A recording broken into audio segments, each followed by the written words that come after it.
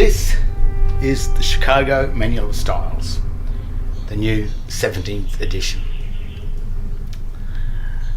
This book is the styles manual used by the City of London, which is the administrative section of the whole Western world. That's the Bar Association.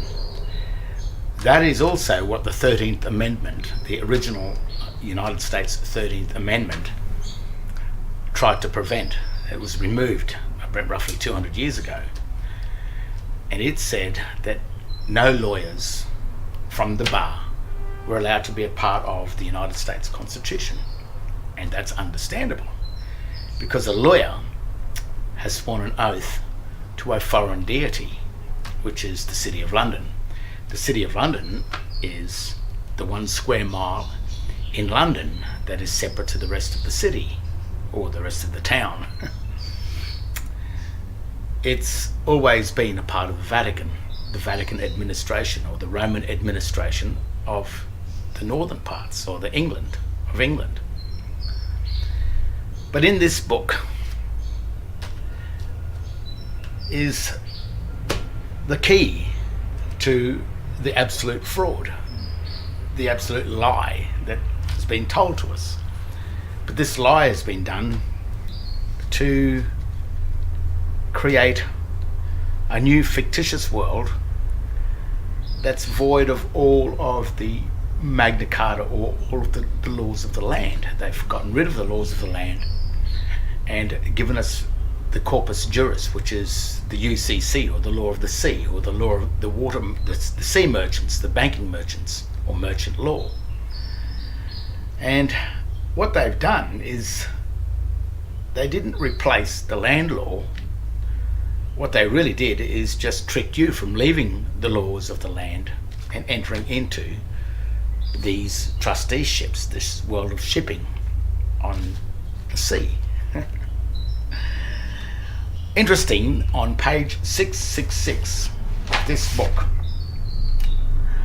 is probably the biggest key to this whole fraud, and it's what we've narrowed this this fraud down to. This is page 666 of the Chicago Manual of Styles, 17th edition. But before we go to page 666, because there's 3 words up the top here, 3 lines, that is probably the most important of the destruction of the City of London. It's on these 3 lines. But what we have here in languages other than English, mind you, that's written in an all uppercase text. That probably means crap as well. But in this area of languages other than English, we have a thing called American Sign Language. And this is a very interesting thing, because it's a form of language that's written, but it's sign language written down in text, but it looks a bit like English. Yet it is completely foreign. Just as a side note, in relation to marginal text and margins, which are these areas here, the margin of a document. I'd just like to read this out. This is in the normal dictionary, the online dictionary that you can get off your normal phone. Marginal text. True marginal text, sometimes, though, what you want is a heading or other small amount of text, or even a graphic text that is truly and entirely in the margin. You may even want it to alternate side of the page if you're duplexing, or either side of the page if you're duplexing. What they're basically saying with this is that the text in the margin must be completely and utterly separate, or of a different source, or of a different type, or even in this case a graphic text, or a symbolic text, or a glossar text, to be used inside the margins in order to state clearly that the marginal text has got nothing to do with the main context or the main text of a document. So what's happening in the margin is basically the administrative area of a page, which is interesting because if they are usurping marginal text such as this all uppercase D-based Latin or Ro language or a foreign language from the main text, if it is appearing inside the text, then it's the grammatical eye that will detect that someone is trying to bring the marginal text into the main part of the document, which is it might be a deliberate trick that they're doing. The word marginal is interesting too, of empty space at the top of a page with no headings, with no headers in it. Marginal, manic, dear marginal. Think of it this way. This margin is by definition the part of a page outside the main body of text. So it's got nothing to do with the main body of the text, it's outside. The running head, again by definition, is not part of the main body of text. So if you've got marginal text or a language that's being used in the margins of the document and you find it in the main part of the document, such as father of child, previous children of father, children dead, child, certificate of birth, even in here where it's important, where if you break the law it's 3 years imprisonment, the 3 years has been glossed into a marginal text, and what it's saying is it's been removed from there. So it's become, the 3-year punishment is a fiction.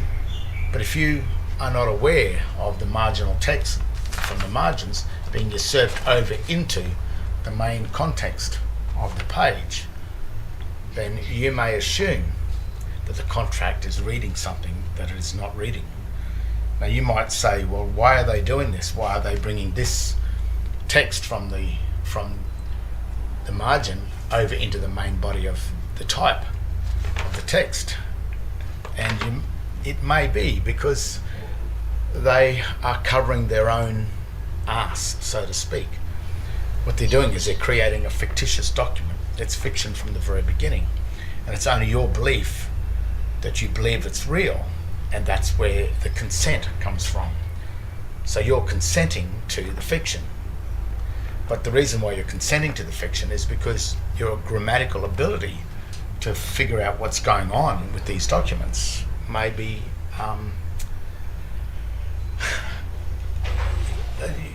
illiterate. You may be grammatically illiterate and not see the fiction that's happening. So you may agree to something that you didn't know you're agreeing to. Now, American Sign Language, or ASL, being a foreign language, it is called a glossa. And in this section here, it says glosses in ASL, is the written language transcription of a sign is called gloss. Glosses are words, and now before I go to that, you should look in the dictionary what a gloss means. It means to basically sweep under the carpet, cover up, or make something look not what it really is. It's what glossing something over is. The glossary, the brochure selling a motor vehicle or an automobile, and they certainly don't tell you about the bad points about that automobile, or the points that will probably get it recalled in 5 or 10 years time. It's the gloss, it's the good side of it. So glosses in ASL is the written language transcription of a sign is called a gloss. Glosses are words from the spoken language written in small capital letters, as you can see here: woman, school, cat, written in letters the same size as the smaller letters, but they're capital letters, same size as the smaller letters. Alternatively, regular capital letters may be used. So that means that they can use full-size capital letters according to this styles manual.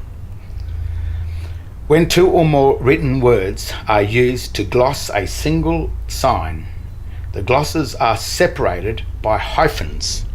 The transcription is enclosed in double quotation marks. So here we have the sample right here, which this is a bit of a killer.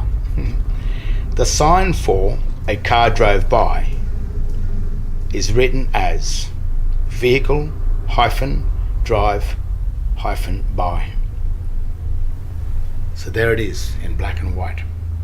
That's the hyphens that must be used in order to string the sentence together as vehicle drive by. And then the translation of that can be whatever you really want it to be if it's enclosed in these marks here as a car drove by. They could also read vehicle drive by.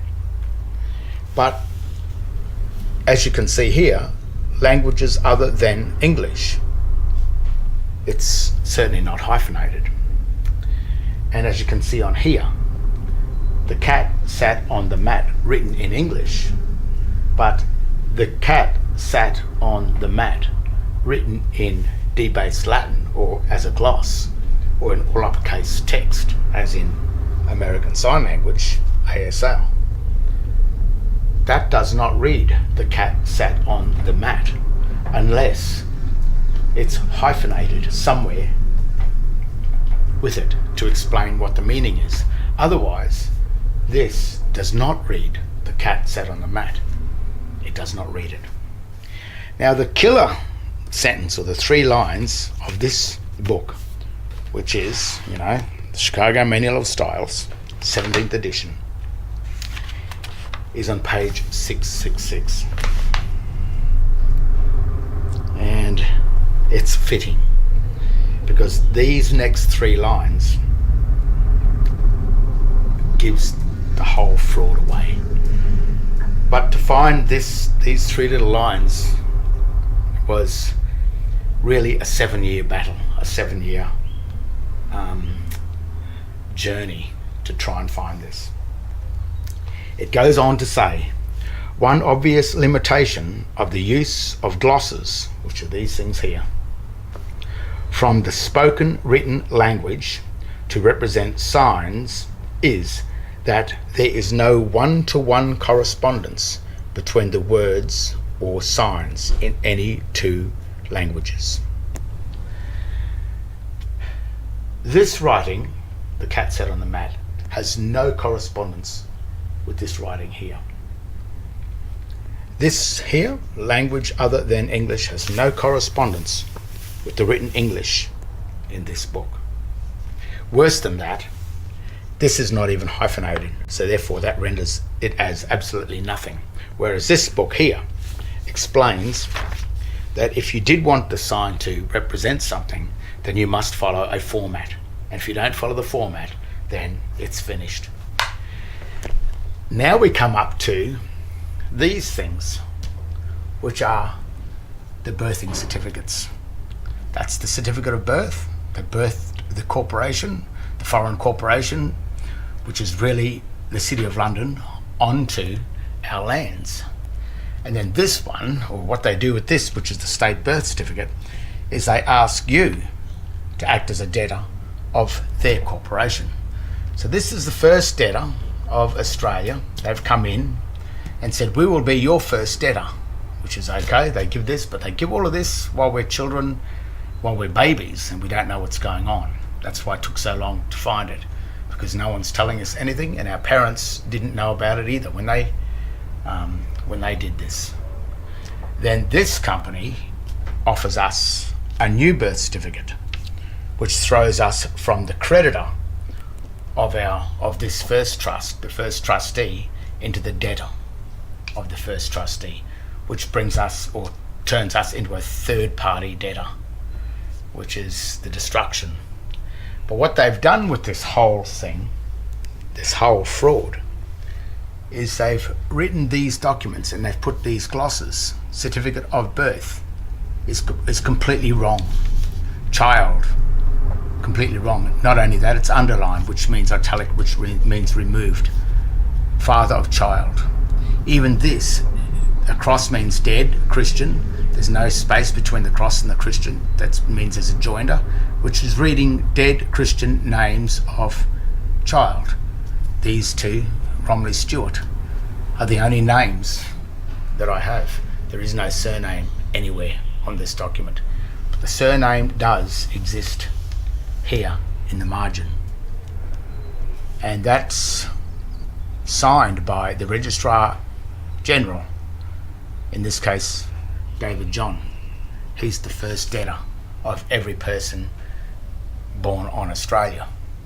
But what they've done with these documents is they've created these documents and joined in the glosses, which is the American Sign Language, mixed it with the English, which grammatically destroys that whole document. They've done the same thing here with births. The key to this grammatical fraud in relation to birth certificates, government, banking and court documents is that the all uppercase text that is being used in the margin of a document has been placed into the main text of the document in order to deceive the masses into believing that such a foreign marginal text is a part of the document when it's grammatically no part of such a document in any way.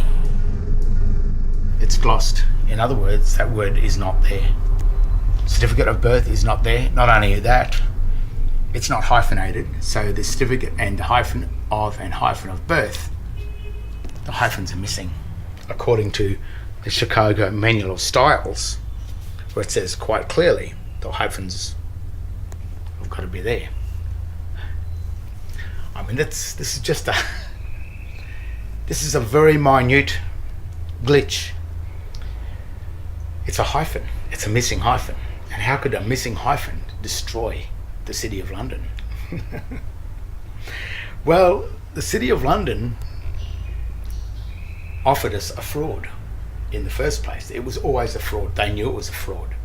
But they offered this to have freedom from the laws of the land, which is the Magna Carta, and to enter us into the corpus juris, which is really what the UN and the EU, the United Nations and the European Union are operating under now. They're operating under this law of the sea called the corpus juris. But to get us to get into this corpus juris, we had to leave the land. We had to leave our common law standing, our birthright, and enter into one of their trusteeships.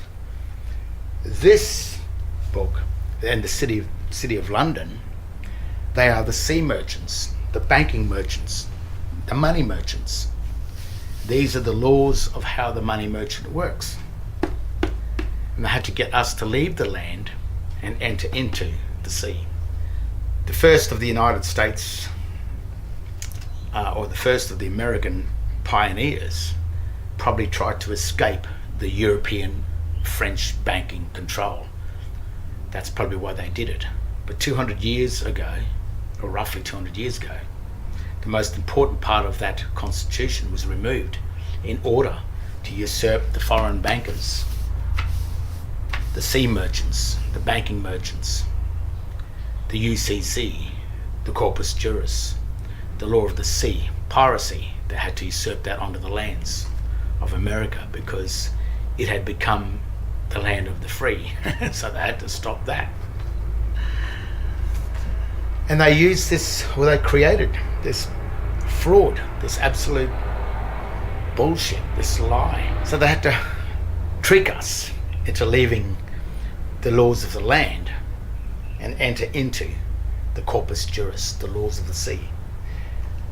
And that's how they did it, with this dirty trick, to trick us into believing that this all uppercase text written on documents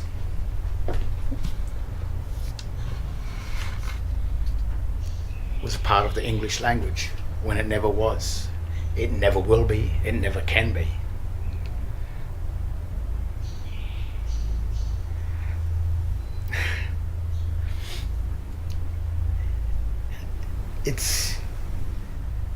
It's a lie. It's a hyphen, a missing hyphen. It's boiled down to, that's all it was. It's like a needle in a haystack to find this minute fraud that got us to leave the constitutions, to leave our land, to leave our standing as people, and become these persons of these governing corporations, these debtors, these trustees of the trustee. And that's all that's happened. All done by a small, dirty, grammatical trick. Nearly 2,000 years ago. It's a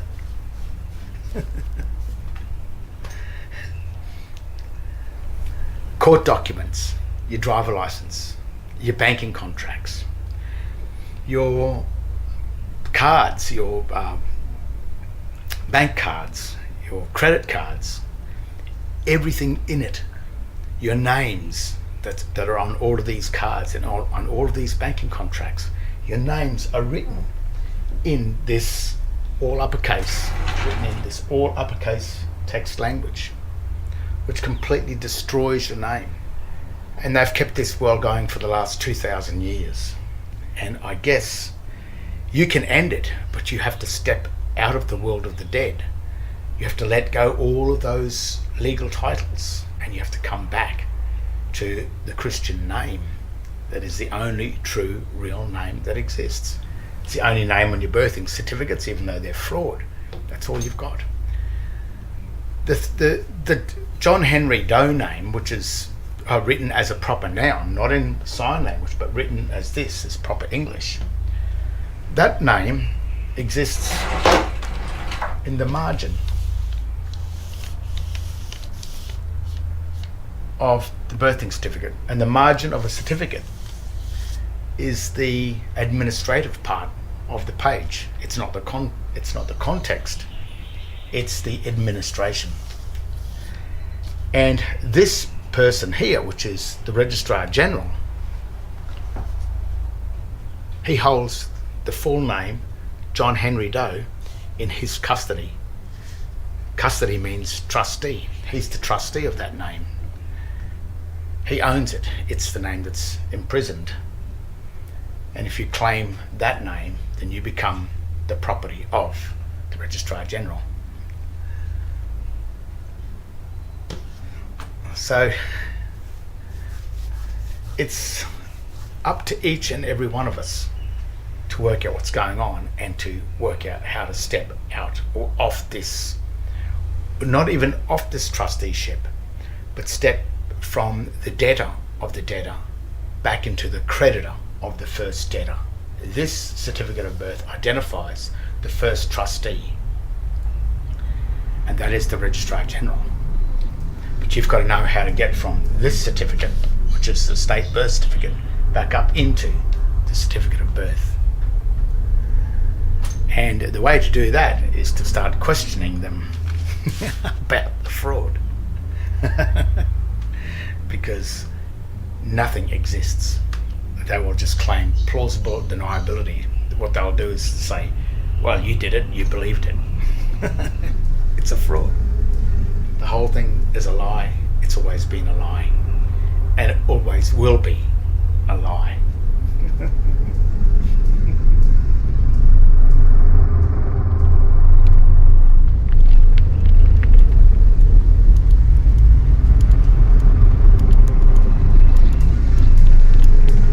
Is purgatory existing in the margin of the covenant?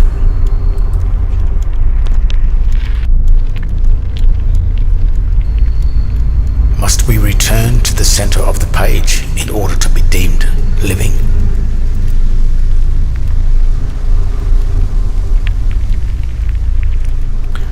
Are we all governed by the four corners of the flat universe of paper, the flat world of written contracts where grammar is the master, grammar is God? There are two worlds, two jurisdictions, the house of life and the house of knowledge. One is truth, the other is a lie, and they both exist on paper. There are two languages.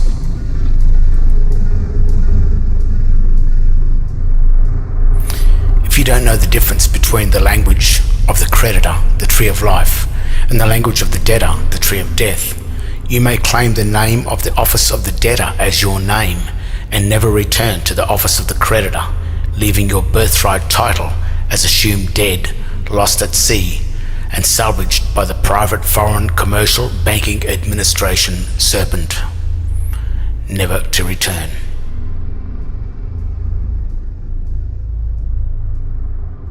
The Commonwealth of Australia is a subdivision company of the United States Securities and Exchange Commission, Washington, D.C. It's a foreign company.